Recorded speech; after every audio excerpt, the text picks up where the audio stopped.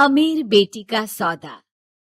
अमीर बाप की बेटी शिल्पी को मुकेश पसंद होता है, लेकिन दोनों के बीच हैसियत की दीवार खड़ी होती है।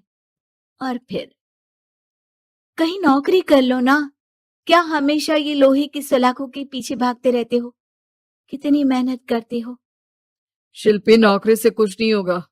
तुम लोगों की हैसियत तक पहुंचना है तो अपना ही बिजनेस करना पड़ेगा, वरना तुम्हारे पापा किसी और से तुम्हारी शादी करवा देंगे। अच्छा, ऐसे किससे करवा देंगी? मैं तो तुमसे ही शादी करूंगी। बोल दिया तो बोल दिया, बस। मुकेश उस बेचारी को समझाता भी तो क्या।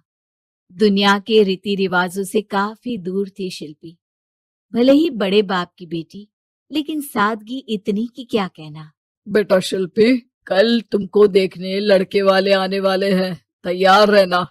मैंने तुम्हारी माँ को समझा दिया है। घर के सारे नौकर चाकर को वो समझा देगी कि स्वागत कैसे करना है। कैसी बात कर रहे हैं पापा? मैं तो मुकेश से प्यार करती हूँ, उसी से शादी करूंगी। मैंने आपको बताया था ना। मुकेश किसका बेटा है? वो स्टील किंग सिंघानिया का, या वो जो बड़े ज्वेलरी वाले हैं मेहता, उनका? नहीं नहीं पापा, वो अपना ही काम करता है, लेकिन एस्टेब्लिश नहीं है अभी। पापा, वो आपके पास तब आएगा जब कुछ बन जाएगा। आप प्लीज थोड़ा सा वक्त दे दीजिए। पिता को शिल्पी की बात पर गुस्सा आ जाता है।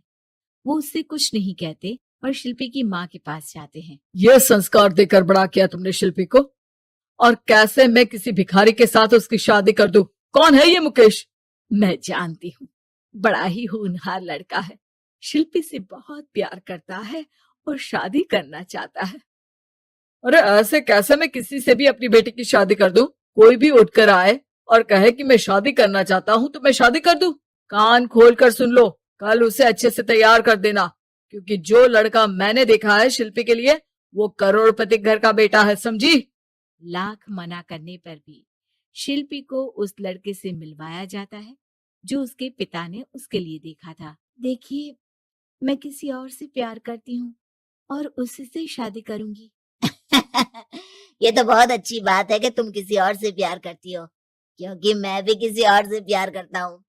लेकिन शादी तो हम दोनों को ही करनी होगी, जानती हो ना, ये बिजनेस और ये सारा कुछ। शिल्पी को समझ में नहीं आता कि वो क्या कह रहा है, लेकिन वो समझ जाती है कि वो लड़का भी किसी और से प्यार करता है। पिताजी, वो भी कह रहा था कि वो किसी और से प्यार करता है। हाँ तो करने दो ना, हमने तो नहीं रोका। तुम अपना देखो, शादी के लिए हाँ कर गया है वो। लेकिन क्यों? अरे वो और मैं दोनों ही एक दूसरे से प्यार नहीं करते, फिर शादी क्यों कर ले? पापा, एक बार सिर्फ मेरे कहने पर आप मुकेश से मिल ले। पिता शिल्पी के कहने पर फॉर्मेलिटी के लिए ही सही, लेकिन मुकेश को घर बुला लेते हैं। देखो, ज्यादा वक्त नहीं दे पाऊंगा। ये बताओ कि शादी के बाद कहाँ रखोगे उसे? 2 कमरे के मकान में? नहीं सर, मैंने 2 साल के बाद का सारा प्लान कर लिया है। मैंने आयरन इंडस्ट्री खड़ी करने के लिए पूरा ब्लूप्रिंट तैयार किया है। मेरी खुद की जगह है दादाजी की, बस थोड़ा फंड का अरेंजमेंट हो जाता तो काम शुरू कर देता। अच्छा, मतलब तुम यहाँ फंड रेज करने आए हो? मुकेश समझ जाता है कि उसके पिता शिल्पी की शादी उससे कराने के मूड में नहीं है। फंड आप कभी दे भी नहीं पाएंगे मुझे तो सिर्फ शिल्पी चाहिए। मैं उसके बिना नहीं रह सकता सर। मैं उसे बहुत खुश रखूंगा। वो तो हर पति का धर्म होता है। वो तो मैं किसी से भी उसकी शादी करा दूं, वो उसे खुशी रखेगा। लेकिन देखो, मैं ज्यादा बात को घुमाना नहीं चाहता। वो बड़े घर की लड़की है, उसे काम काज की आदत नहीं। अभी वो समझ नहीं रही, लेकिन तुम तो समझो। मैं किसी भी हालत में शिल्पी की शादी तुमसे नहीं करवा सकता।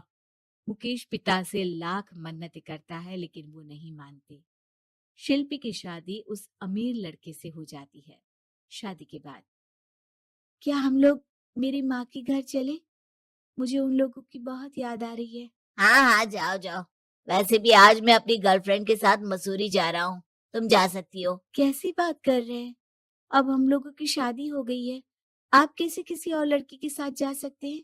अरे मैंने तो तुम्हें शादी के पहले ही बता दिया था कि मेरी कुछ गर्लफ्रेंड्स है। अब प्लीज ये टिपिकल बीवी वाला रोना धोना शुरू मत कर देना। शिल्पी पिता के घर जाती है और माता पिता को सारी बात बता देती है। इतना गंदा इंसान निकलेगा, मैंने तो सोचा ही नहीं था। अरे क्यों कराई मेरी फूल जैसी बेटी की शादी ऐसे घर में।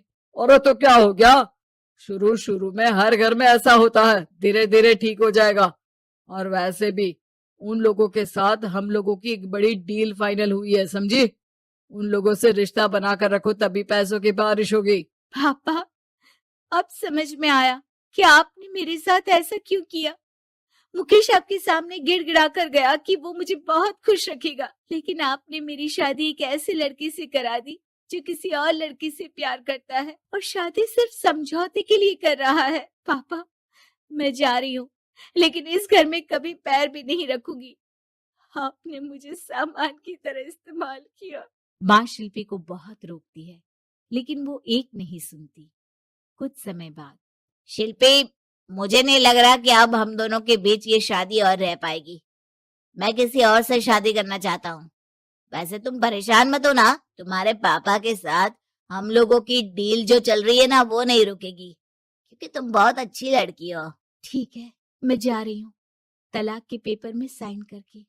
लेकिन एक शर्त है, मैं कहाँ गई ये बात मेरे पिता तक नहीं पहुंचनी चाहिए। शिल्पी घर छोड़कर चली जाती है। वो एक नौकरी करती है और अपना जीवन खुद संभालती है। लेकिन एक दिन, शिल्पी जी, आपसे मालिक मिलना चाहते हैं। अब मुझसे क्यों? शिल्पी मालिक के कमरे में जाती है, जहां सामने मुकेश होता है। अरे आप, आपको देखकर बहुत खुशी हुई, बहुत बड़े आदमी बन गए। थैंक्स, पर तुम्हें नौकरी करने की क्या जरूरत पड़ गई। मैंने तो सोचा भी नहीं था कि तुम मेरी शिल्पी होगी। तभी वहां शिल्पी के पिता आ जाते हैं। शिल्पी, तुम्हारे बारे में माँ से पता चला। घर चलो बेटा, मुझे माफ कर दो।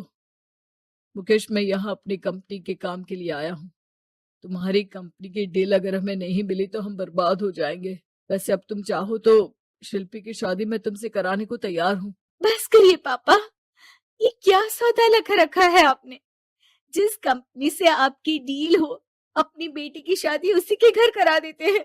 शिल्पी मुकेश से माफी मांगती है और वहां से जाने लगती है कि मुकेश उसे रोक लेता है।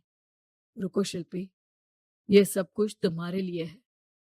ये कंपनी, ये नाम सिर्फ तुमसे शादी करने के लिए ही खड़ा किया था। मैं आज भी तुमसे बहुत प्यार करता हूँ।